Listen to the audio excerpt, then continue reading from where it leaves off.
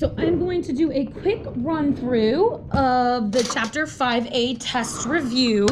As always, remember you can hit pause at any point if you need to sort of get caught up, or you can fast forward and skip if you want to look at a specific problem. But I'm just going to sort of do a quick run through so you can see all the problems. I won't give a ton of explanation, but some a little bit here and there along the way.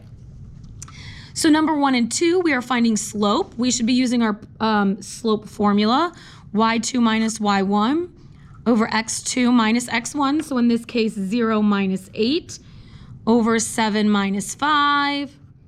So that's a negative 8 over 2, which will give us a negative 4. So same thing on number 2, negative 1 minus 7 over 8 minus 2. Gives us a negative 8 over 6, which will reduce to a negative 4/3.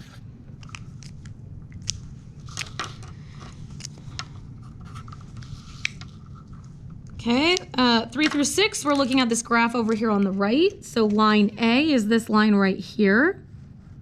If we want to find the slope, we need to find 2 good points. So I have a good point here and I have a good point here. So I'll count rise, which is up 2 over 1. It's always the rise over the run, so this will be B. B is this line up here. That's a horizontal line. Horizontal lines always have a slope of 0. C is this line over here. So again, 2 good points. We have a point here and we have a point here.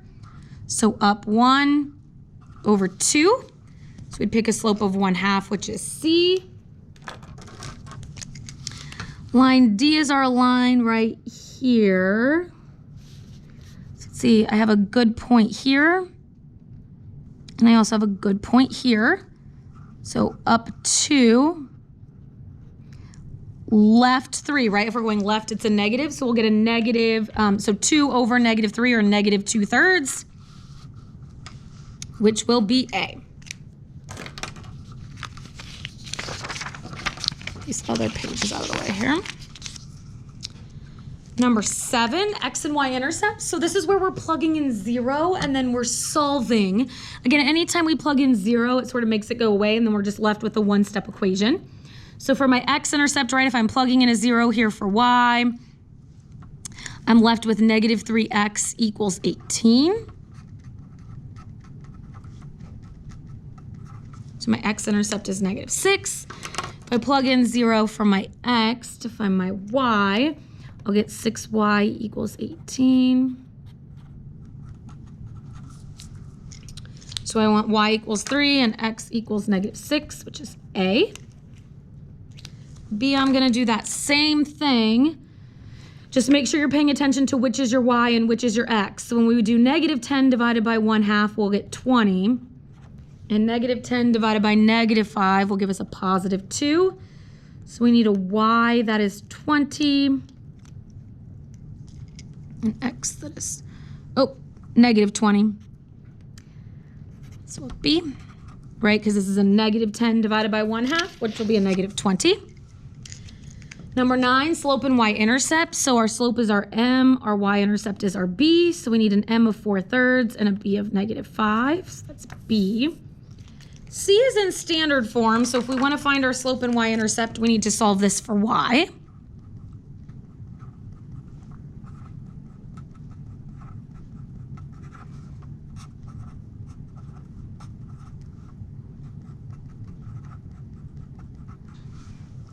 Okay, so we'll have a negative 8 is our m and our b is 4, so that looks like C. Point slope form, remember our ordered pairs end up being the opposite signs because the formula really has a subtraction in it. So we'll have a negative 3, positive 2, and a slope of 2/5, which is going to be C. Here we'll have a slope of negative 6. Our y value is negative 5. Right, there's nothing here for our x, so that's going to be our 0. So we'll pick A. Number 13, lines with a slope of 0 are always horizontal. Positive slope is always uphill from left to right. Negative slope is downhill from left to right. An undefined slope is always vertical.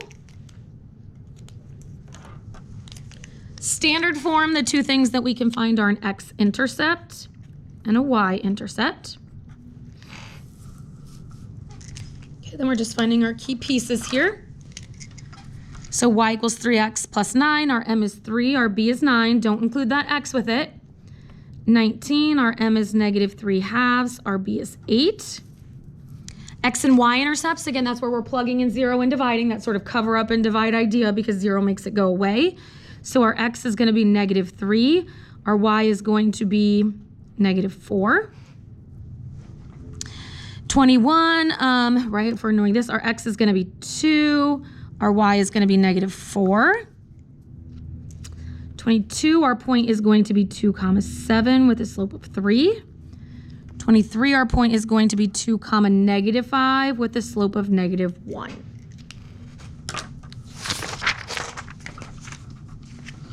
Number 24, okay, so these we're graphing in slope-intercept form. Okay, and it's asking for 3 points. So for number 24, we are going to start at 2, that's our y-intercept.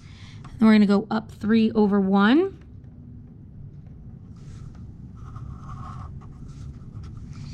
(25), if we want slope-intercept form, we're going to have to solve this for y.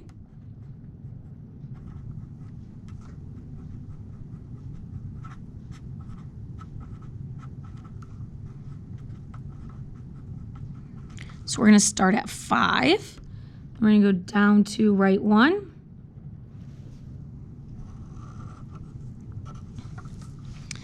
(26), we'll start at 1, and then we'll go up 1 over 2.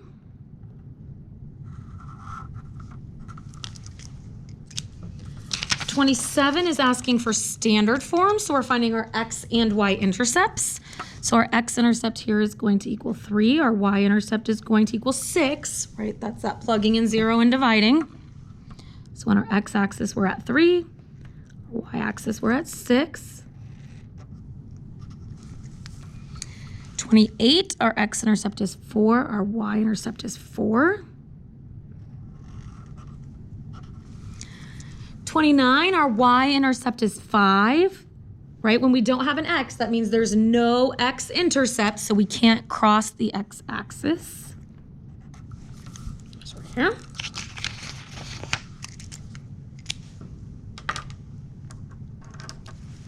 For 30, our point is going to be 1, 3. So I'm going to plot the point 1, 3 with a slope of 2 over 1.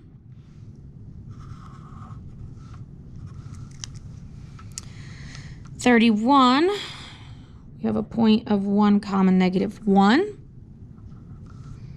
Our slope is up 1 over 2. There. 32 is an inequality, so we are going to start at 2 and then up 2 over 1. Okay, so this one is a dashed line. And we are going to shade above. 33, we're going to start at negative 1 and a slope of down 1, right 1. This is going to be a solid line. And we are shading below. 34 and 35, we are getting into absolute value. So our point that we're starting with here, remember we take the opposite sign because of the subtraction in the formula, but this one stays the same, so 2, 3. Up 1 over 2, right? So if you don't remember all the rules on y, go back and check out the videos that attach to that specific topic.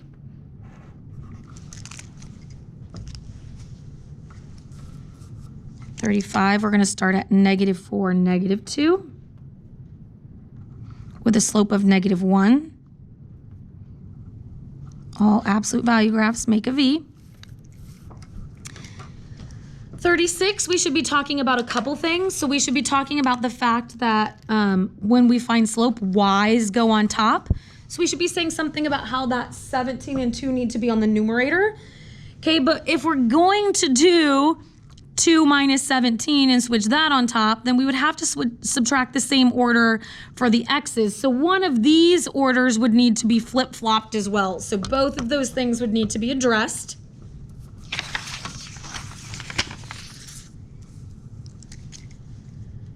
37, a fishing lake was stocked with 150 bass. Each year the population of bass decreases by 15. So we're gonna write an equation for this. Okay, our equation is going to be y equals, we have 150 bass to start with, and it is going down, so decreasing by 15 each year. We could also write that as a negative 15x plus 150. Okay, where this is going to be our years, and this is going to be our fish population. Okay, which means our x is going to be years, and our y is going to be the number of fish. Okay, so if I want to graph that again, not super important how you choose to number, just in a way that will fit. So let's see, 10, 20, 30, 40, 50, 60, 70, 80, 90, 100, 110, 120, 130, 140, 150. So we could start and count by tens all the way up here. Okay, and then we want to go down 15, right 1. So down 10 and then another 5, right 1. Down 15, right 1. Okay, so our graph would be here. Okay, the x-intercept, this point over here, right, is our ending. So this is when there's no fish left. Our y-intercept is always our starting point in some way. So this is our starting population of fish.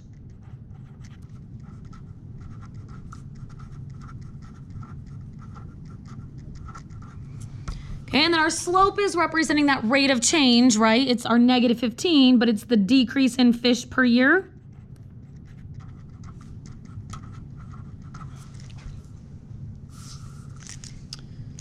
Number 38, you could do 38 a couple different ways, but some way, right, we're getting x onto the other side. So that gives us y over 3 equals x over 4 plus 2. We'll undo division with multiplication. We need to make sure we multiply this entire side. So 2 times 3 is 6. This is really like a 1/4, so 1/4 times 3 is 3/4.